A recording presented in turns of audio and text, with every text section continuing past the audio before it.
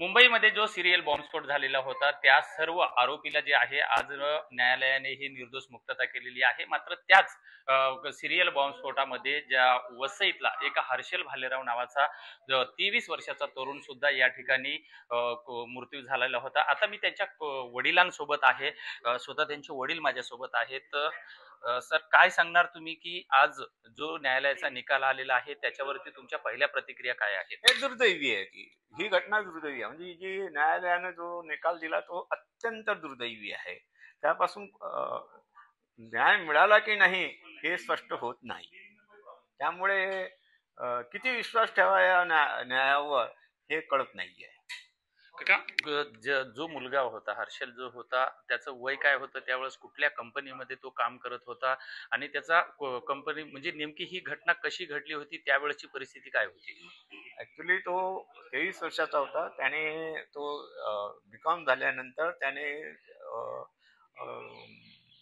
चर्चगेटला कॉलेजचं नाव आठवणार नाही, तर त्या कॉलेजमध्ये त्याने कॉम्प्युटरचा एक मोठा कोर्स केलेला होता 1 वर्षाचा.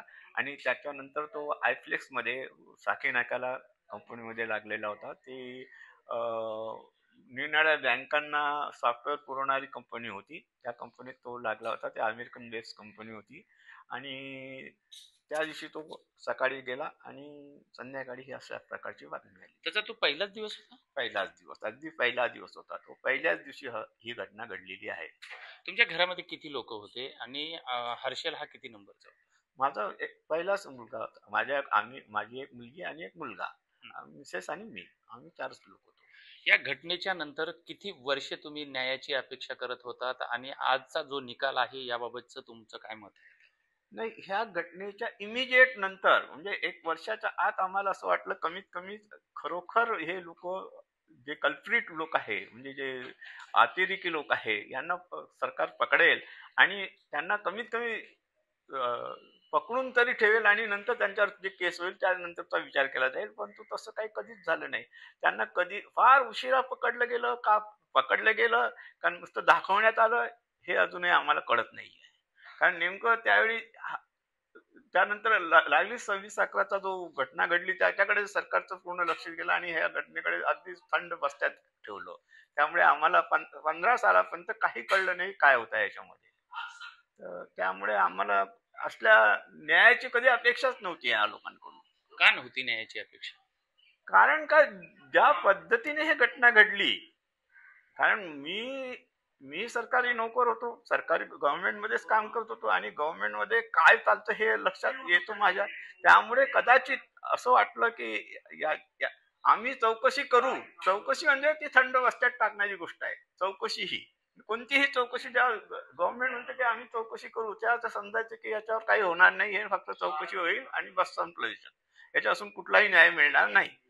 तर ते तेवढा मी सुज्ञ आहे. त्यामुळे मी अगदी मनात घट्ट करून सांगितलं की यांच्यापासून न्याय मिळणं फार कठीण आहे. निश्चितच काका, कारण आजचा निकाल प्रत्येकालाच धक्का देणारा आहे. कारण एवढ्या लोकांचा जीव गेलेला होता, एवढे लोक जण जखमी झालेले होते. मग ह्या सगळ्या घटनेमध्ये आरोपी निर्दोष सुटतात, तर याचं नेमकं कुणाची चूक आहे, याला कुणाला दोषी ठरवलं? पहिल्यांदा ते नेमके आरोपी आहेत का याचं चौकशी करा. ते जे आहे ज्यांना निर्दोष सोडलं ते आरोपी आहे का? कारण निर्दोष सुटलं म्हणजे ते आरोपी नाही असं सिद्ध होत आहे. म्हणजेच गव्हर्नमेंटने किंवा पोलिसांनी जे लोक पकडले होते ते निरपराध लोकांना पकडले होते आणि त्यांनी फक्त त्यावेळेचा जो जनक्षोभ आहे तो शांत करण्यापुरता त्यांनी ही चाल केलेली असावी असं मला वाटतं. आता तुमची पुढची काय मागणी? मागणी काय करणार आता याच्या पुढे? आता याच्यानंतर काही करू शकत नाही गव्हर्नमेंट. आता ते सुप्रीम कोर्टात जातील किंवा नाही जातील आणि हेच लोक असतील की नाही हे पहिल्यांदा नक्की व्हायला पाहिजे ना, तरच त्याच्यापासून आम्हाला न्याय मिळेल. नाही तर अन्यथा न्याय मिळूच शकणार नाही. आता न्यायाची तुमच्या जवळ अपेक्षा आहे का नाही? नाही, अजिबात नाही. आता असं कसली अपेक्षा करायची ह्या लोकांकडून? काय काय करूच शकत नाही सर. कारण आतापर्यंत आम्ही सहनच करतोय आणि अजूनही सहन करू. आता काय आहे, जवान 76 वर्ष वय आहे. आता आणखी किती किती वाट बघायची? मग एक जवान मुलगा गेलेला आहे, याला तुम्ही आता दोषी कुणाला ठरवाल? दोषी तर मी सिस्टमला समजतो. दोषी ही सिस्टम आहे याच्यामध्ये. कारण मी देखील त्या याच्यामध्ये होतो, एका गाडीमध्ये की ज्या गाडीला हे बॉम्बस्फोट झाला तर मी तो बोरिवलीच्या गाडीत होता आणि मी नयानगर भाईंदरच्या गाडीत होतो. दोन्ही ठिकाणी बॉम्बस्फोट झाले होते.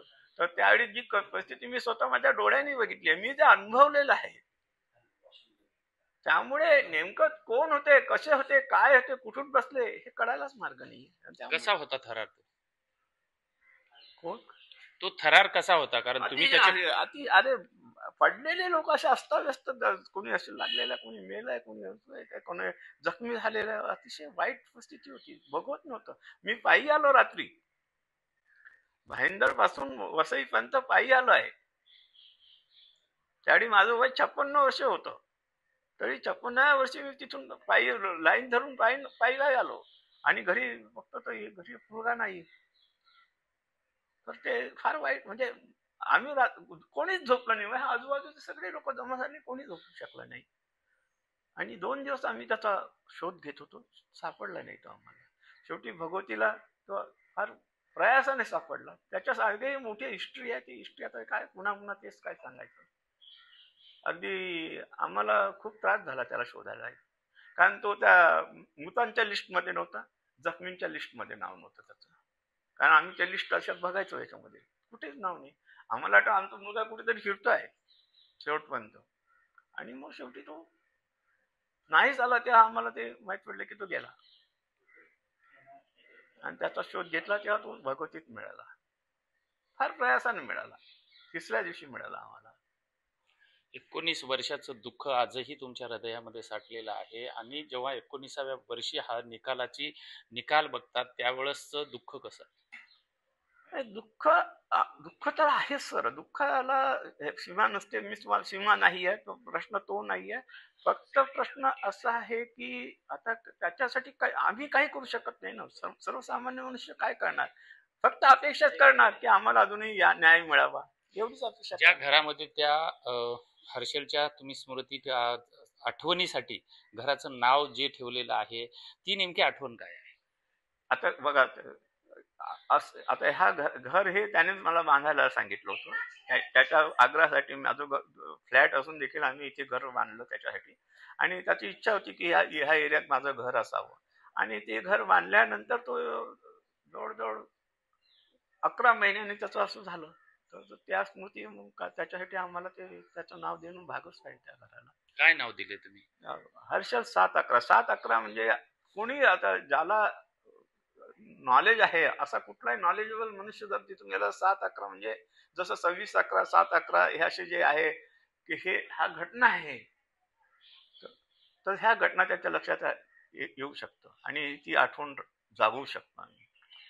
तसंच आम्ही त्याचे जे काही पैसे मिळाले ते पैसे मी बुद्ध विहाराला दिले. त्यांनी त्यांच्यासाठी एक हॉल तयार केला, सभागृह तयार केला आणि त्याला हर्षल भालेराव सभागृह असं नाव दिलं. कारण ते त्याचे पैसे होते, माझे नव्हते. ते त्याच्या मृत्यूनंतर मिळाले. त्याचा काय म्हणतात त्याला कॉम्पेन्सेशन म्हणू आपण. त्या कॉम्पेन्सेशन त्याच्यामुळे मिळालेलं होतं. ते कॉम्पेन्सेशन माझं नव्हतं. माझा काही हक्क नव्हता त्याच्यावर. म्हणजे आजही त्या नावाने त्याच्या स्मृती तुमच्यामध्ये, नजरेमध्ये आणि तुमच्या मनामध्ये जिवंत. त्या मीच नाही तर आमच्या पूर्ण समाजाने त्या जिवंत ठेवले असं मी म्हणेन. कारण त्यांनी त्याचं नाव त्या एवढ्या मोठ्या वास्तूला दिलेलं आहे. आणि ती वास्तू आजही उभी आहे तिथे. मोठी वास्तू आहे. म्हणजे जवळजवळ 4000 स्क्वेअर फीटची वास्तू आहे ती. मोठी वास्तू आहे. 8 गुंठ्यामध्ये बांधलेली आहे. त्यामुळे साहजिकच ते जिवंत ठेवलेलं आहे त्याचं नाव आजही. आणि दर वर्षी ते जमा होतात, वंदना घेतात, इथे प्रार्थना घेतात आणि स्मरण करतात. हे काही आमच्यासाठी फार मोठी गोष्ट आहे. निश्चितच हे होते भालेराव, जे की हर्षल भालेरावचे वडील होते. आज 19 वर्षाच्या नंतर हा जो निकाल लागलेला आहे त्या निकालाचा त्यांना फार मोठा धक्का बसलेला आहे. मात्र हर्षलच्या ज्या आठवणी आहेत त्या आजही त्यांच्या स्मरणात आहेत. त्यांनी सुरुवातीपासून सांगितलं की आम्हाला न्यायाची अपेक्षा नव्हती. जे आरोपी सोडले ते खरंच आरोपी होते का, यावर सुद्धा त्यांनी प्रश्नचिन्ह निर्माण केलं आहे. विजय गायकवाड, TV9 मराठी, वसई.